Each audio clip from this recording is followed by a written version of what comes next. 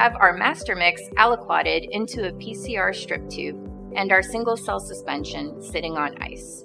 Now we are ready to combine our master mix with water and our single cell suspension. First, we will refer to the cell suspension volume calculator table in the user guide. The left column lists the cell stock concentration in cells per microliter. The row at the top lists the targeted cell recovery. In this experiment, we are targeting 5,000 cells, and our cell suspension contains 1,000 cells per microliter. As a result, we need to load 30.4 microliters of water and 8.3 microliters of cell suspension into the master mix. Never mix cells directly with water. First, add water to the master mix. Then add cells to the master mix containing the water. Add 30.4 microliters of water into the aliquoted master mix for all 4 samples.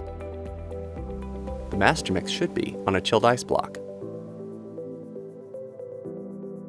If you are performing one of the 5' CRISPR workflows, pipette mix the master mix in water 5 times. Now we are ready to add the single cell suspension into our master mix. Gently pipette mix the single cell suspension before adding the appropriate volume into the master mix. Depending on the cell type, the cells may settle down to the bottom of the tube. Therefore, when transferring the cells into the master mix, hold the pipette toward the center of the tube and dispense them directly into the master mix containing the water. We have combined our master mix, water, and cells. Now we're ready to load the Chromium NextGem chip.